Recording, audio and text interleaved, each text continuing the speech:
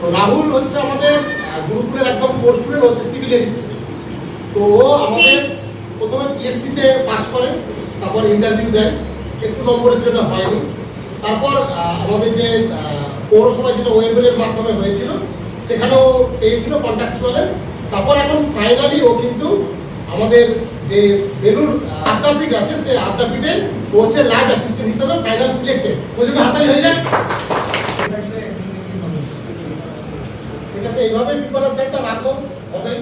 আর বাড়ির economic condition অনেকে তো বলে স্যার ইকোনমিক ব্যাপারটা আমাদের খুব খারাপ, চড়াই উঠে এগুলো থাকে। সুরজিৎ বাবুকে বলবো, সুরজিৎ বাবু আমাদের রাহুলকে আমাদের গুরুকুলের উত্তরীয় দিয়ে একটু গরম করে নেওয়া হচ্ছে। ঠিক আছে,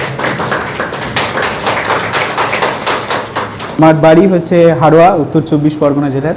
আমি 2020-তে ডিপ্লোমা পাস করি সিভিল ইঞ্জিনিয়ারিং পড়ে, আর 23-এ বি। আর তারপরে ইচ্ছে ছিল গভর্নমেন্ট চাকরি করব, তো সেই জন্য 23 থেকেই শুরু করেছিলাম। তো অনেকেই নানান কথা বলতো যে না গভর্নমেন্ট চাকরি ঘুষ দিয়ে ছাড়া বা অন্যরকমভাবে রিক্রুটমেন্ট হয়। তো বিভিন্ন রকম স্যারের কথা বলেছে, বিভিন্ন রকম লোকে বিভিন্ন রকম কথা বলতো।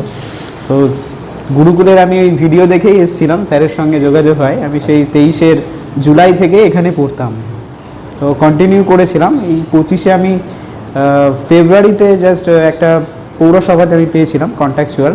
তো তারপরের থেকে আমি একটু মাঝে মাঝে আসতাম, কোনো দিন আসতাম না, একটু রবিবারেও আমার ডিউটি থাকতো। তো পুরো কন্টিনিউ করেছিলাম। তো তোমরাও পড়ো, তোমাদেরও হবে। স্যার তো আছেন, সুরজিৎ স্যার পুরো দারুণ পড়ায়। স্যারের একদম নোটস আমার খাতায় লেখা আছে। স্যারও অনেক গাইড করতেন, বকতেন, কিন্তু আসতাম ক্লাসে। স্যার পড়া করে আসেনি তো কি আছে, তাও চলে আসতাম।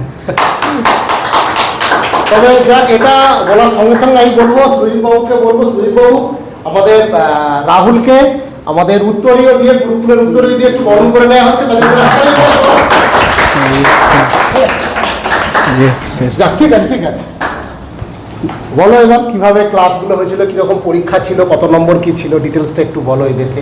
হ্যাঁ, আমাদের ওই ল্যাব অ্যাসিস্ট্যান্টের এক্সামটা হয়েছিল পুরোটাই মানে নন টেকনিক্যালে, ম্যাথ, রিজনিং এগুলোই ছিল। তো আমি শনিবারে যে গুরুকুলের ব্যাচটা ছিল ওখানে কন্টিনিউ যেতাম, মানে টেকনিক্যালের পাশাপাশি নন টেকও পড়তাম। আর স্যার মোটামুটি যেগুলো রিজনিং বা করিয়েছিল একদম পুরো কমনই এসেছিলো।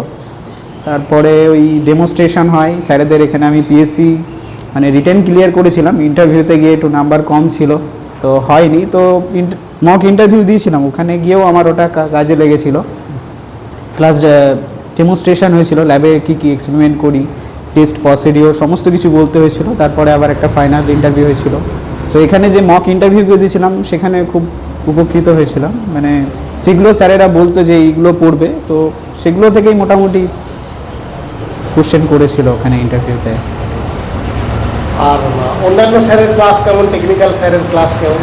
সিভিলে কী বলবো, সব স্যারই ঠিকই আছে। ম্যাম আছেন, তারপরে জয়দেব স্যার আছেন, কৃষ্ণেন্দু স্যার আছেন। সৌভিক বাবু নতুন এসছেন, সৌভিক বাবু ক্লাস নতুন করেছেন? দু একটা ক্লাস করেছি, প্রথম ইয়ে ছিল। তো রেগুলারই আসতাম, তোমরাও করো, চাকরি পেয়ে যাবে।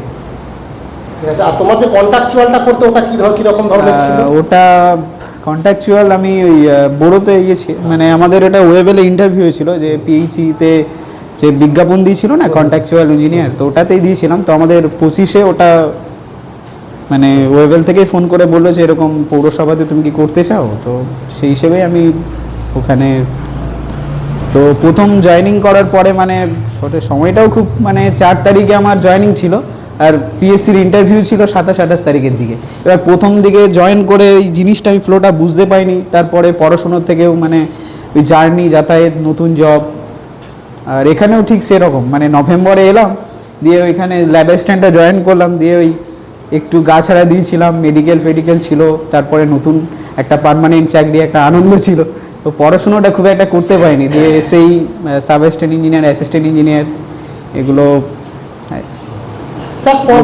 করতে পারিনি অতটা। এবার তোমরাও লেগে থাকো, মেসে থেকে এখানে পড়াশোনা করো। হ্যাঁ হ্যাঁ। তো মেসে থাকার আর বাড়ি থাকার কি কোনো সুবিধা অসুবিধা বুঝতে পারছো? হ্যাঁ, অবশ্যই আছে। বাড়িতে থাকলে এটা ওটা কাজ কোনো না কিছু পড়ে যায়, আর নাও করা যায় না বাড়িতে। তো সেই জন্য মেসে থেকেই পড়তাম, স্যারই আমাকে মেস খুঁজে দিয়েছিল। তো মেসে থাকে, মানে পুরো টাইমটা দেওয়া যায়। আর ওখানে অনেক ছেলেরা থাকে যারা পড়াশোনার সঙ্গে জড়িত আছে, কোনো না কোনো একটা নিজের একটা ইয়ে বোঝা যায়, মানে আমি এনভায়রনমেন্টটা আলাদা হয়। আমি যখন মানে শুরু করেছিলাম মানে চাকরি পড়া, তো অনেকে বলেছিল যে অনলাইনে করার জন্য, কিন্তু অফলাইনে একটা সুবিধা মানে নিজের ফ্লো, নিজের স্টেজটা জানা যায় যে কোন জায়গায় আমরা আছি। তো একটাই, তোমরা পড়ে থাকো, করতে থাকো, চাকরি হয়, আচ্ছা, ঠিক হবে, লেগে থাকতে হবে। আর জাস্ট মানে পড়ার যে ফ্লোটা সেটা কখনো ব্রেক দিও না, মানে সেটাই আমি দিয়েছি বলে দুটো, মানে আমি নিজে এটা বুঝতে পারছি এখন, খুবই খারাপ লাগছে, আর কিছু নেই, মানে ফ্লোটা রেখো জাস্ট পড়াশোনার মধ্যে, জাস্ট ডিসকানেক্টেড যেন হয়ে যেও না। ঠিক আছে, সেভাবে তাহলে প্রিপারেশনটা নাও সবাই।